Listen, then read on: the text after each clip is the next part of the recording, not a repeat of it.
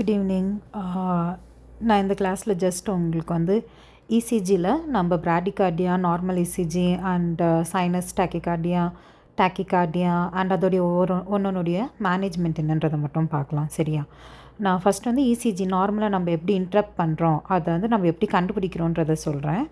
S A நோடில் வந்துட்டு நம்மளுக்கு first electrical இம்பல்ஸ்னாக்கா first activation ஆகும்போது நம்மளுக்கு பி வேவ் அப்படின்ற ஒன்று உருவாகுது. அந்த பி வேவ் அப்படின்றது வந்துட்டு அழகா வளைவாக சீயை வந்து கவுத்து போட்ட மாதிரி திருப்பி போட்ட மாதிரி இருக்கிறது தான் பி வேவ். அதுக்கடுத்து தான் நம்மளுக்கு ஏவி நோட்லேயும் பண்டில் ஆஃப் ஹிஸ்லேயும் வர ஒரு எலக்ட்ரிக்கல் இம்பல்சஸ், அங்கே வர ஒரு கன்ட்ராக்ஷன் தான் நம்மளுக்கு கியூஆர்எஸ் அப்படின்ற ஒரு நீளமான ஒரு வி ஷேப்பில் இருக்கிற ஒரு வளைவு வருது. தென் அதுக்கப்புறமா பண்டில் ஆஃப் ஹிஸ் அண்ட் பர்கின்ஜி ஃபைபர்ஸில் வர ஒரு எலக்ட்ரிக்கல் ஆக்டிவிட்டியில் தான் டி வேவ் வருது. இந்த டி வேவை பார்த்தா நம்மளுக்கு தெரியும், பி வேவும் கியூஆர்எஸ் வேவ்லேயும் இருக்கிற ரெண்டுமே கலந்த ஒரு காம்பினேஷன். ஒரு சின்ன மவுண்டெயின், ஒரு சின்ன கல் மாதிரி நம்ம சின்ன வயசுலலாம் ட்ராயிங் பண்ணும்போது வரைவோம் இல்லையா, அந்த மாதிரி ஒரு கல் மாதிரி இருக்கிறது தான் இந்த டி வேவ். ஸோ இதுதான் பிக்யூஆர்எஸ் டி வேவ். இப்போ நார்மல் இசிஜியை பார்க்கலாம். நார்மல் இசிஜியில் heart rate 60 to 100 beats per மினிட்டில் இருக்கும். ரிதம் வந்து ரெகுலராக இருக்கும். அதாவது ஒரு கியூஆர்எஸ்க்கும் இன்னொரு கியூஆர்எஸ்க்கும் நடுவில் இருக்கிற அந்த ஸ்பேஸ் வந்து நார்மலாக இருக்கும்.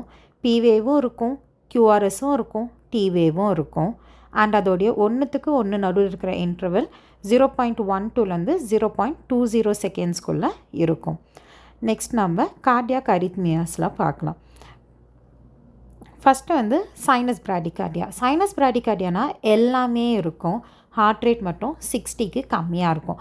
எக்ஸாம்பிள் வந்துட்டு பேஷண்ட்டுக்கு ரொம்ப குளிருது, அந்த மாதிரி கண்டிஷனில் இதை வந்து நம்மளால் பார்க்க முடியும். எக்ஸ்ட்ரீம் கோல்டு டெம்பரேச்சரில் பேஷண்ட்டுக்கு சைனஸ் பிராடிகார்டியா ஆகிறத நம்மளால் பார்க்க முடியும். நெக்ஸ்ட் வந்துட்டு நம்மளுக்கு டைப் ஆஃப் ஹார்ட் பிளாக்ஸ் இருக்குது. ஹார்ட் பிளாக்ஸ்னால் என்ன? ஏதோ ஒரு ப்ராப்பரான ஒர்க்கிங் ப்ராசஸ் நடக்காமல் இருக்கிறது தான் ஹார்ட் பிளாக்.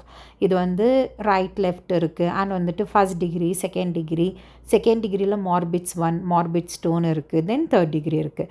ஃபர்ஸ்ட் டிகிரியில் பார்த்தாக்க இங்கே வந்து பேஷண்ட்டுக்கு என்ன இருக்குனாக்க பி வேவ்க்கும் கியூஆர்எஸ் வேவ்க்கும் நடுவில் இருக்கிற ஸ்பேஸ், அந்த இடம் மட்டும்தான் தூரமாக இருக்கும். மற்றபடி எந்த பிரச்சனையும் இருக்காது பேஷண்ட்டுக்கு. ஸோ இது ஃபர்ஸ்ட் டிகிரி ஹார்ட் பிளாக். இதில் நம்ம எந்த ட்ரீட்மெண்ட்டும் பண்ண மாட்டோம் பேஷண்ட்டுக்கு நம்ம ஜஸ்ட்டு சிஸ்டமேட்டிக்காக மேனேஜ்மெண்ட்டும் தான் பண்ணுவோம். அடுத்தது மார்பிட்ஸ் 1 பார்த்தாக்க நம்ம இங்கே ஹார்ட் ரேட் வந்து 60க்கு கீழே இருக்கும். ரிதம் வந்து இர்ரெகுலராக இருக்கும். அதாவது ஒரு கியூஆர்எஸ்க்கும் இன்னொரு கியூஆர்எஸ்க்கும் நடுவில் இருக்கிற ஸ்பேஸ் வந்துட்டு ஒரே விதமாக இருக்காது. அட் த சேம் டைம் பேஷண்ட்டுக்கு பி வேவ் இருக்கும், ஆனால் பிக்கும் கியூஆர்எஸ்க்கும் நடுவில் இருக்கிற ஸ்பேஸ் வந்துட்டு கொஞ்சம் ஒரே அடியாக தூரமாக இருக்கும். கொஞ்சம் கொஞ்சமாக தூரமாயிட்டே போகும். அதுக்கப்புறமா சடனாக ஒரு கியூஆர்எஸ் காணாமல் போயிடும். அதனால தான் நம்ம பார்த்தோம் கியூஆர்எஸ் இன்டர்வல் நார்மலாக இருக்காது.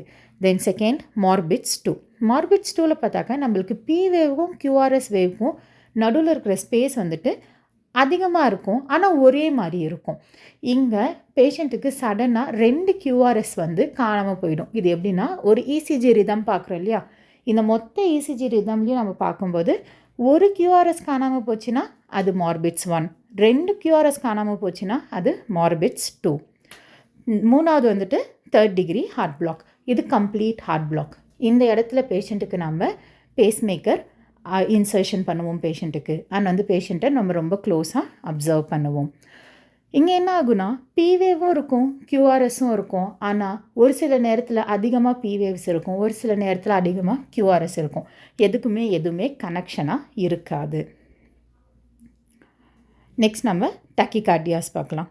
டாக்கிகார்டியாவில் சைனஸ் டாக்கிகார்டியா பேஷண்ட்டுக்கு ஃபீவரோ செப்சிஸோ இல்லை ஜஸ்ட்டு போஸ்ட் ஆப்ரேட்டிவாக வந்திருக்காங்களோ, போஸ்ட் ஆப்ரேட்டிவாக வந்த பேஷண்ட்கிட்ட நம்ம வீக் அண்ட் ரேப்பிட் பல்ஸ் பார்க்க முடியும். ஏன் வீக்? ஏன்னா அவங்க வந்து அனஸ்தேஷியா எஃபெக்டில் இருப்பாங்க. ஆனால் ரேப்பிட் பல்ஸ் எதனால் பார்க்க முடியும்? பேஷண்ட்டுக்கு அதிகமாக பெயின், இன்டர்னலாக அந்த சப்கான்ஷியஸ் பெயின் இருக்கும் இல்லையா, அதனால் பேஷண்ட்டுக்கு இன்க்ரீஸ்டு ஹார்ட் ரேட் பார்க்க முடியும். ஸோ இதனால தான் நம்ம பேஷண்ட்டுக்கு அனல்ஜெசியா கொடுக்குறோம். அண்ட் பேஷண்ட்டுக்கு ஃபீவர் இருக்குது, அப்படி இல்லைன்னா பேஷண்ட்டுக்கு ஏதோ ஒரு செப்டிக் இன்ஃபெக்ஷன் ஆக போகுது அப்படின்ற நேரத்தில் நம்ம அதிகமாக டாக்கிகார்டியா பேஷண்ட்டுக்கு பார்க்க முடியும். First tachycardia, supraventricular tachycardia. இங்கே என்ன ஆகுதுன்னா சுப்ரானா முன்கூட்டியே வென்ட்ரிக்கல் வந்துட்டு கன்ட்ராக்ஷன் ஆகிறதுக்கு முன்னாடியே ஏதோ ஒரு விஷயம் நடக்குது. நார்மலாக கன்ட்ராக்ஷன் ஆகிறதுக்கு முன்னாடி வேற ஒரு கன்ட்ராக்ஷன் நடக்கிறது தான் சுப்ரா வென்ட்ரிக்கல் டாக்கிகார்டியா. இதனால் என்ன ஆகுதுன்னா பீவேவ் வந்து காணாமல் போயிடுது அண்ட் பேஷண்ட்டுக்கு QRS இன்டர்வல் மட்டுமே ரொம்ப அதிகமாக இருக்குது. இதை நம்ம மோஸ்ட்லி ஹைப்பர் கலீமியா பேஷண்ட் கிட்ட பார்க்க முடியும். இங்கே நம்ம ஒரு விஷயம் ஸ்டார்ட் பண்ணுறோம் நோட்டீஸ் பண்ணுறதுக்கு. Supraventricular, atrial fibrillation, atrial flutter, monomorphic ventricular tachycardia. இந்த 4 விஷயத்துலையும் நம்ம ஃபஸ்ட்டு என்ன பார்க்கணுன்னாக்க பேஷண்ட் வந்து ஸ்டேபிளாக இருக்காங்களா, அன்ஸ்டேபிளாக இருக்காங்களா. ஸ்டேபிள்னால் நம்ம என்னென்ன பார்க்கணும்? கான்ஷியஸ் லெவல் பேஷண்ட்டுக்கு GCS எப்பயுமே 10 and above இருக்கணும். பேஷண்ட்டுடைய பிளட் ப்ரெஷர் 110/70 mmHgக்கு மேலே இருக்கணும். அண்ட் பேஷண்ட்டுக்கு நம்ம ஆக்சிஜன் லெவல் எவ்வளோ இருக்குது, 95 and above ஆக்சிஜன் லெவல் இருக்கா, சேச்சுரேஷன் மெயின்டைன் ஆகுதா அப்படின்றத நம்ம அப்சர்வ் பண்ணணும். இந்த 3ல் ஏதாவது ஒன்று குறைஞ்சாலுமே பேஷண்ட் அன்ஸ்டேபிளுக்கு மாறிடுவாங்க. ஏன் நம்ம இதை பார்க்குறோம் இந்த 4 ECGயில்? ஏன்னா பேஷண்ட்டுக்கு நம்ம மெடிக்கேஷன் மேனேஜ்மெண்ட் கொடுக்க போகிறோமா, மருந்து மாத்திரையில் சரி பண்ண போகிறோமா, இல்லை நம்ம பேஷண்ட்டுக்கு ஷாக் கொடுக்க போகிறோமா, எலக்ட்ரிக் கார்டியோவர்ஷன் ஷாக் கொடுக்குறோமா அப்படின்றதுக்காக தான் இந்த ஸ்டேபிள் அன்ஸ்டேபிளை அப்சர்வ் பண்ணுறோம். ஸோ ஸ்டேபிளாக இருந்தால் நம்ம பேஷண்ட்டுக்கு என்ன பண்ணுறோம்? வேகல் மேன்யூவர் நம்ம கெரோட்டிட் பல்ஸை 10 செகண்டுக்கு கிளாக்வைஸ் 5 வாட்டியும் ஆன்டி கிளாக்வைஸ் 5 வாட்டியும் 5 செகண்ட் கிளாக்வைஸ் 5 செகண்ட் ஆன்டி கிளாக்வைஸாக நம்ம பேஷண்ட்டுக்கு கெரோட்டிட் மசாஜ் கொடுத்தாக்க இதுதான் வேகல் மேன்யூவர். நம்ம எப்பயுமே ஒரு பக்கம் தான் வேகல் மேன்யூவர் கொடுக்கணும். ஆன் த சேம் டைம் 2 பக்கமும் கொடுக்கக்கூடாது. ஏன்னா இது பிரெயினுக்கு போகிற பிளட் சர்க்குலேஷனை ஸ்டாப் பண்ணுறதுக்கு ஹை சான்சஸ் இருக்குது. பேஷண்ட் ஹைபாக்சியாவுக்கு போகிறதுக்கும் அதிகமான சான்ஸ் இருக்குது. ஸோ வேகல் மேன்யூவர் கொடுப்போம். அப்படி இல்லைன்னா பேஷண்ட்டுக்கு நம்ம அடினோசின் கொடுப்போம். எவ்வளோ கொடுப்போம்? 6 milligram, அதுக்கப்புறமா 12 milligram செகண்ட் டோஸ். இது எல்லாமே வேகல் மேன்யூவர் பண்ணுறதுக்கும் சரி, அடினோசின் கொடுக்குறதுக்கும் சரி, நம்ம எப்பயுமே 2 நிமிஷம் பேஷண்ட்டுக்கு நடுவில் பிரேக் கொடுக்கணும். இந்த 2 நிமிஷத்துக்குள்ளே நான் சொன்ன ஏதாவது ஒன்று லைக் ஆக்சிஜனோ, பிளட் ப்ரெஷரோ, இல்லை பேஷண்ட்டுக்கு கான்ஷியஸ் லெவலோ, இந்த 3ல் எது ட்ரா பண்ணாலும் நம்ம இம்மீடியட்டாக பேஷண்ட்டை மெடிக்கேஷன் மேனேஜ்மெண்ட்லேருந்து ஷாக் மேனேஜ்மெண்ட்டுக்கு மாற்றிடுவோம்.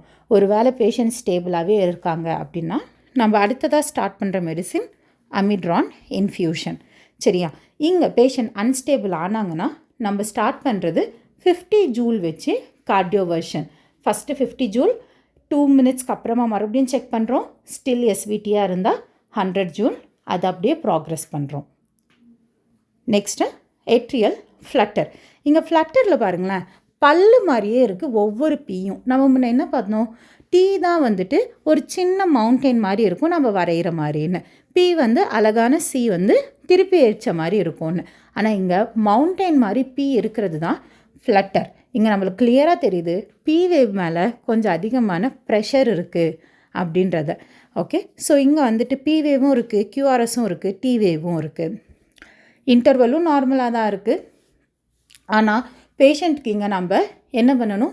ஒன்று பீட்டா பிளாக்கர்ஸ், டில்தியாசம், டிஜாக்சின், இல்லைனா அமிட்ரான் இந்த மெடிசின் கொடுத்து பி வேவை சரியாக்குறோம்.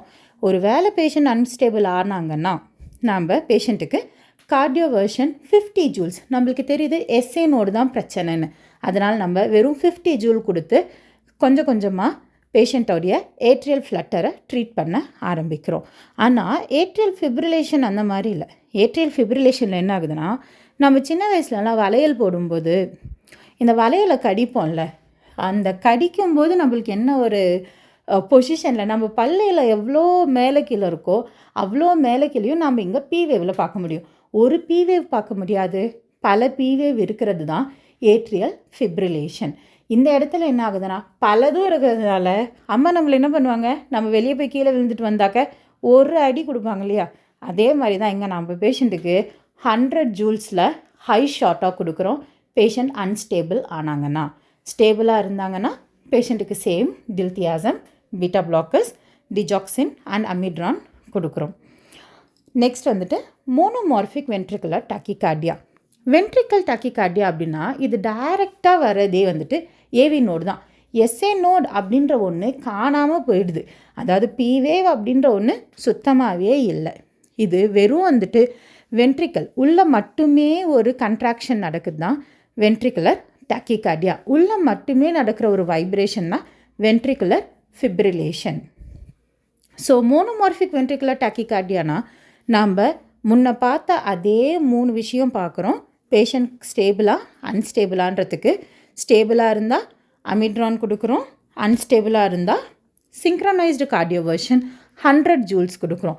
இதே இடத்துல பேஷண்ட்டுக்கு நம்ம இன்னொன்றும் செக் பண்ணுறோம், பேஷண்ட்டுக்கு பல்ஸ் இருக்கா இல்லையான்னு. ஏன் நம்ம இங்கே பல்ஸ் இருக்கா இல்லையான்னு செக் பண்ணுறோம்? ஏன்னா இங்கே எஸ்ஏ நோடுக்கு எந்த வேல்யூமே இல்லை. இது உள்ள மட்டுமே நடக்கிற ஒரு விஷயம், இன்டர்னல் எண்டோகார்டியம் இந்த இடத்துல மட்டுமே நடக்கிறதுனால நம்ம பேஷண்ட்டுக்கு ஒரு சில டைம் ஹார்ட் பம்ப் ஆகாது, ஹார்ட் ஷேக் ஆகும். இந்த ஷேக் ஆகிறதுக்கு பேர் தான் ஃபிப்ரிலேஷன். இந்த ஷேக் ஆகிறது தான் மோனோமார்பிக் வென்ட்ரிகுலர் டாக்கிகார்டியா. அப்படி இல்லைன்னா பாலிமார்பிக், அதாவது அதிகமாக ஷேக் ஆச்சுன்னா நேராக வராது. மம்மி எல்லாம் அடிக்கும்போது என்ன ஆகும், வரைஞ்சிட்டே இருக்கிற நாம் ஆட்டோமேட்டிக்காக கை ஆட ஆரம்பிச்சிடும். சேம் திங் உள்ளே நடக்கிறது தான் பாலிமார்பிக் வென்ட்ரிகுலர் டாக்கிகார்டியா. நாம் அதை என்னென்னு கூப்பிட்றோம்? பாலிமார்பிக் வென்ட்ரிகுலர் டாக்கிகார்டியாவை வென்ட்ரிகுலர் ஃபிப்ரிலேஷன் அப்படின்னு கூப்பிட்றோம். ஸோ எப்போ பேஷண்ட்டுக்கு பல்ஸ் இல்லாமல் போதோ, மோனோமார்பிக் வென்ட்ரிகுலர் டாக்கிகார்டியாலையும் சரி இல்லை பாலிமார்பிக் வென்ட்ரிகுலர் டாக்கிகார்டியாவும் தான் நம்ம பல்ஸ் செக் பண்ணவே வேண்டாம், ஆட்டோமேட்டிக்காக இது காமிச்சிடும் பேஷண்ட்டுக்கு பல்ஸ் இல்லைன்றத. இந்த இடத்துல நம்ம கொடுக்குறது தான் unsynchronized cardioversion 200 joules. I hope na clear. So ventricular ஃபிப்ரிலேஷனில் 2 விதம் இருக்குது. ஃபஸ்ட் ஒன் கோர்ஸ்னால் நம்மளுக்கு தெளிவாக தெரியும், லைக் இது ஷேக் ஆகிட்டு இருக்குன்னு. ஃபைன் அப்படின்னாக்க இது ஏசிஸ்டோலா இல்லை வென்ட்ரிகுலர் ஃபிப்ரிலேஷனா அப்படின்னு நம்ம கொஞ்சமாக டீப்பாக பார்க்குறது தான். அதாவது இந்த இடத்துல நம்ம என்ன பண்ணுவோம், ஆம்ப்ளிடியூடை இன்க்ரீஸ் பண்ணுவோம். ஆம்ப்ளிடியூட்னா மானிட்டரில் காமிக்கிற இசிஜி வேவோடைய சைஸை பெரிசாக்குவோம், ஜூம் பண்ணி பார்ப்போம். ஓகே, இது fine VF. Next pulseless electrical activity. இந்த இடத்துல எல்லாமே இருக்கும், பிக்யூஆர்எஸ் எல்லாமே இருக்கும், ஆனால் பல்ஸ் மட்டும் இருக்காது பேஷண்ட்டுக்கு. ஸோ இதுதான் பல்ஸ்லெஸ் எலக்ட்ரிக்கல் ஆக்டிவிட்டி. இந்த இடத்துல நம்ம மறுபடியும் ட்ரீட்மெண்ட் என்ன பண்ணுவோம், சிபிஆர் ஸ்டார்ட் பண்ணி எபினெஃப்ரின் கொடுக்க ஆரம்பிப்போம் பேஷண்ட்டுக்கு. ஏசிஸ்டோல்னு நம்ம எப்போ சொல்கிறோம், ஒரு ஃப்ளாட் லைனை நம்ம மானிட்டரில் பார்த்த உடனே நம்ம இதை ஏசிஸ்டோல்னு சொல்லக்கூடாது. நம்ம ஃபஸ்ட்டு பேஷண்ட்டுக்கு பல்ஸ் செக் பண்ணணும், லீட்ஸ் செக் பண்ணணும், அதுக்கப்புறமா தான் பேஷண்ட்டுடைய ஆம்ப்ளிடியூட், அதாவது மானிட்டரை ஜூம் பண்ணிவிட்டு அதுக்கப்புறமா தான் நம்ம சொல்லணும் இது ஒரு ஏசிஸ்டோல். ஏசிஸ்டோலுக்கு same management, CPR, epinephrine according to CPR protocol.